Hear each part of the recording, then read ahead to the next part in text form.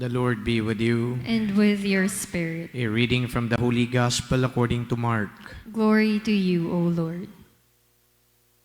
Jesus came with his disciples into the house. Again, the crowd gathered, making it impossible for them even to eat. When his relatives heard of this, they set out to seize him, for they said, "He is out of his mind." The Gospel of the Lord. Praise to you, Lord Jesus Christ. Magandang hapon po sa inyong lahat. The death of soul is stating the obvious. Ang lahat may katapusan. It is an end of an era in the life of the Israelites. Saul was one of the greatest kings of Israel who was anointed by the Lord. Pero may katapusan ng lahat. At yan ay nung namatay itong si Saul.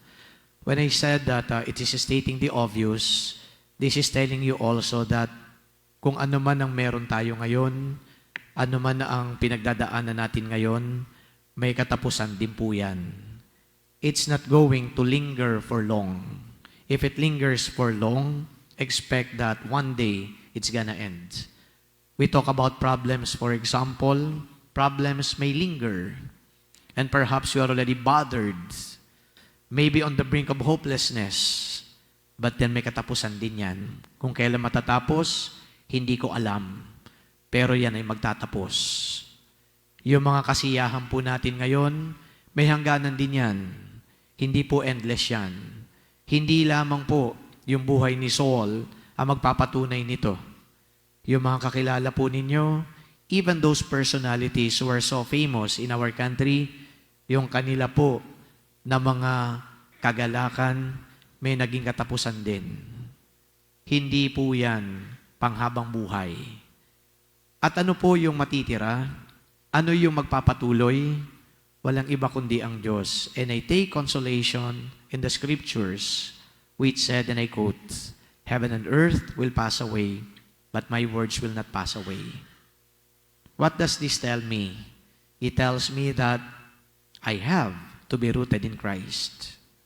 I have to make Christ the center of my life. I have to look at Christ. I have to embrace Christ. Because it is only Christ who lingers. Walang katapusan. Kaya kung ganito po ang ating pagninilay, merong bearing yan doon sa mga dati nang sinasabi sa atin. Ano yon? Buhay na walang hanggan. If we are with God, then there is life eternal. If we go against God, then there is life eternal, but not in the way that God can actually give us. So anong diretsahang pagsasalita nito?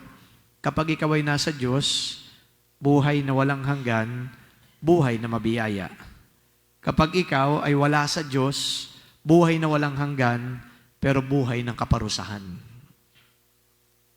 When Saul died, he displeased the Lord. And you know how he displeased the Lord? For the many times, he disobeyed the Lord. Ganon din po sa atin. When we displease the Lord, it implies that we disobey the Lord. We disobey the Lord on account of us not following His laws, not putting into action all the teachings that He taught us. And so in the process, we displease the Lord. May katapusan ang lahat. Ngayon po ay, habang pinagninilayan ko ito, sinasabi ko sa sarili ko, yung isang natutunan ko doon sa classmate ko, nung kami nag-uusap, sabi niya, "Je, yun ang nickname ko sa kanila, Je. Ay, maghinay-hinay ka lang din. Kasi ang lahat ng yan may katapusan." Ano yung maghinay-hinay ako? Hinay-hinay sa ganitong buhay na, parang masaya ka lang lagi na nag-i-enjoy, umiinom ka kasama yung mga kaibigan mo, babakasyon ka. Yung restraint, dapat ando doon kasi yung buhay namin daw, sabi ng classmate kong pare, should be rooted in the Lord. It was a very practical advice which I think is giving me now a clear vision of how we are to live our life. It takes a priest, another priest, a friend of mine, a classmate, Who gave sense to all these things? Simple lang. Pagkatapusan ng lahat, baka mawala lahat yan, kaya hinay-hinay lang. So my dear friends, brothers and sisters, Saul lived his life. Masaya yung kanyang naging buhay, ando doon yung kapangyarihan, lahat ng gusto niya nakukuha niya, siya ay pinaniniwalaan ng mga tao, sinusunod siya ng mga tao. He lived this life to the full. But then, all this will have to come to an end. And at the end of it all, we have to account to the Lord.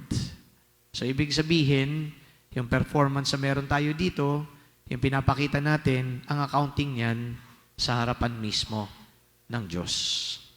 So, as we celebrate this Mass, brothers and sisters, let this be also a challenge for all of us.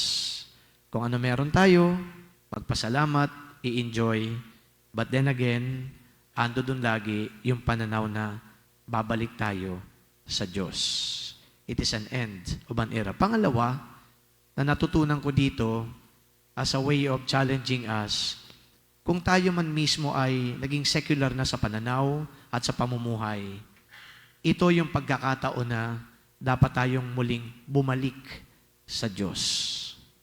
Yung pagbalik sa Diyos, it's somewhat a cliche dahil lagi natin napapakinggan na tinuturo ng simbahan, lagi yung pangapangaral ito ng simbahan. But you know what?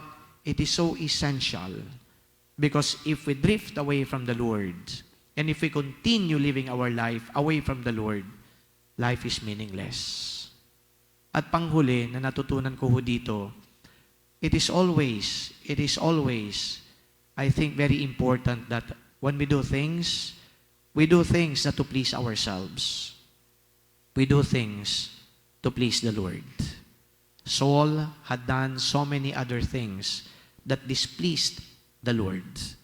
He knew that.